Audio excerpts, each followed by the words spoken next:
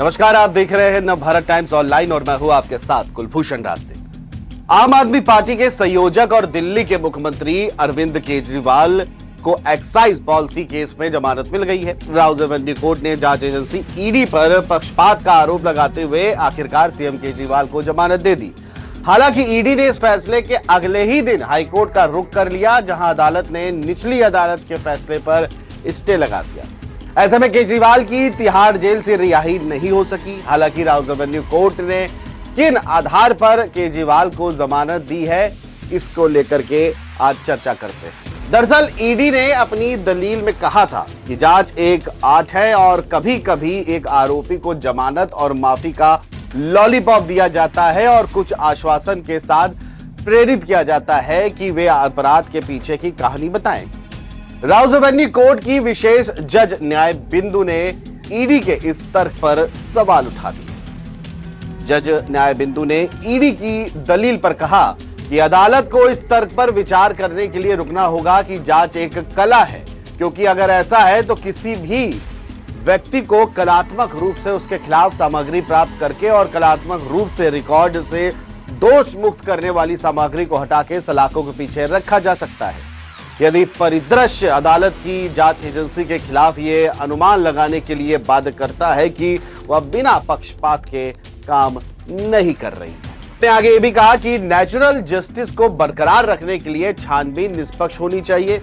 Court ने संयुक्त राज्य अमेरिका के संस्थापकों में से एक बेंजामिन फ्रैंकलिन को कोट करते हुए कहा कि 100 दोषी छूट जाए लेकिन एक निर्दोष को सजा नहीं होनी चाहिए। कोर्ट ने अपने आदेश में यह भी कहा कि कोर्ट की ड्यूटी है कि वह दोषी को सजा दे, लेकिन यह भी सुनिश्चित करे कि किसी निर्दोष को सजा ना हो।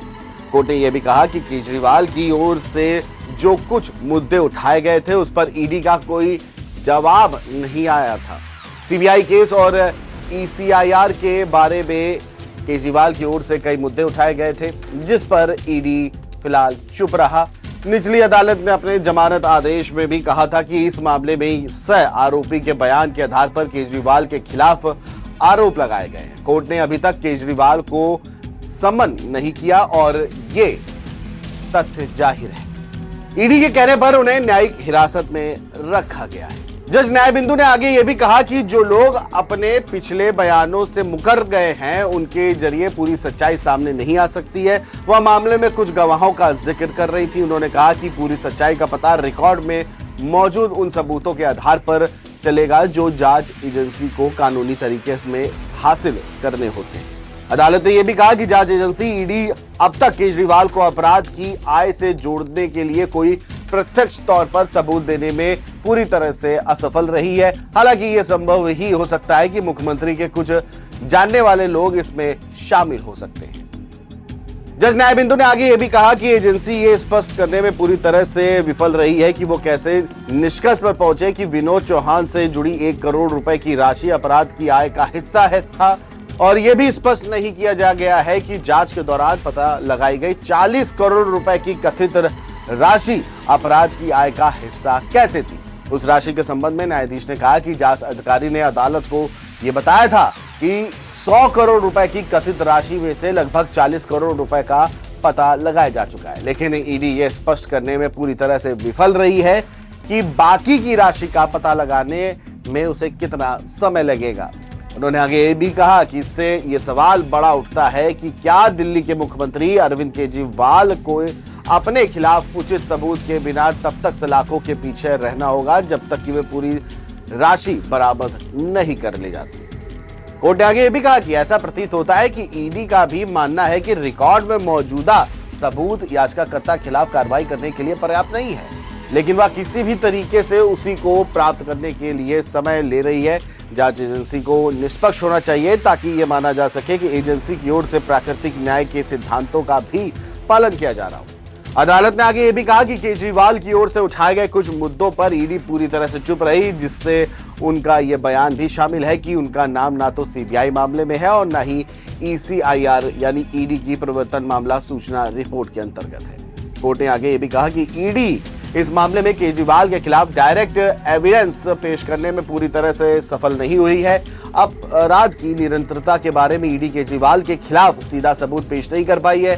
कोर्ट ने यह भी कहा है कि न्याय होने के साथ साथ न्याय होते दिखना भी जरूरी है। दिल्ली के राउज एवेन्यू कोर्ट स्थित जज न्याय बिंदु ने अपने फैसले में यह भी कहा कि ईडी ने जो सबूत पेश किए हैं उसमें केजरीवाल के खिलाफ अपराध की निरंतरता के बारे में सीधा ठोस सबूत नहीं दिखता है। कोर्ट ने जमानत आदेश में कहा कि ईडी ने अपराध की निरंतरता यानी कि प्रोसीड ऑफ क्राइम के तहत कहा कि गोवा चुनाव में इसका इस्तेमाल हुआ है, लेकिन इसको लेकर ईडी खुद चुप्पी साधे हुए है और फंड के बड़े हिस्से को अभी तलाश नहीं कर पाई है। कोर्ट ने अपने फैसले में कहा कि ईडी के मुताबिक उसके पास जुलाई 2022 में केजरीवाल के खिलाफ मटेरियल था, लेकिन केजरीवाल को अगस्त 2023 में पूछताछ के लिए बुलाया गया। इस बाबत ईडी पर जो सवाल याचिकाकर्ता ने उठाया उसका जवाब ईडी के पास नहीं है और इस तरह मामले में ईडी की दुर्भावना साफ तौर पर दिखाई देती है। राउज एवेन्यू कोर्ट ने कहा कि ईडी ने ऐसा कोई सबूत पेश नहीं किया है जिससे यह पता चल सके कि सह आरोपी विजय नायर ने केजरीवाल के कहने पर काम किया। ईडी इस बात की को भी साबित नहीं कर पाई है कि विनोद चौहान और चरणप्रीत सिंह के बीच नजदीकी थी। ईडी इस बात को भी साबित नहीं करने में पूरी तरह से विफल रही है कि कैसे इस बात के निष्कर्ष पर पहुंचे कि 1 करोड़ रुपए जो विनोद चौहान से संबंधित है वह इस अपराध से जुड़ा हुआ है। अपराध की निरंतरता से यह भी साबित नहीं हो रहा है कि कैसे 40 करोड़ रुपए खोजे गए। कोर्ट ने कहा कि न्याय होने के साथ साथ न्याय होते दिखना भी बेहद जरूरी है। कोर्ट ने कहा कि पहली नजर में जो तथ्य हैं इसके आधार पर यह कहा जा सकता है कि अभी तक केजरीवाल के खिलाफ अपराध साबित नहीं होता है और ऐसे में जमानत दी जाती है। सुप्रीम कोर्ट के 10 मई 2024 के अंतरिम जमानत आदेश का हवाला देते हुए अदालत ने याद दिलाया कि पीठ ने कहा था कि यद्यपि गंभीर आरोप लगाए गए हैं लेकिन केजरीवाल को दोषी नहीं ठहराया गया है और उनका कोई आपराधिक इतिहास भी नहीं है, वह समाज के लिए भी खतरा नहीं थे और ये देखते हुए मामले में जांच अगस्त 2022 से लंबित थी। कुल मिलाकर के जितनी हमने बाप को बातचीत बताई, जानकारी दी, जज न्याय बिंदु ने इसको लेकर के अपनी दलीलें रखी, अपनी बातें रखी कोर्ट ने और बेंजामिन फ्रैंकलिन का जिक्र करते हुए कहा कि 100 दोषी छूट जाए लेकिन एक निर्दोष को सजा नहीं होनी चाहिए। फिलहाल अभी के लिए इतना ही। देखते रहिए नवभारत टाइम्स ऑनलाइन। नमस्कार।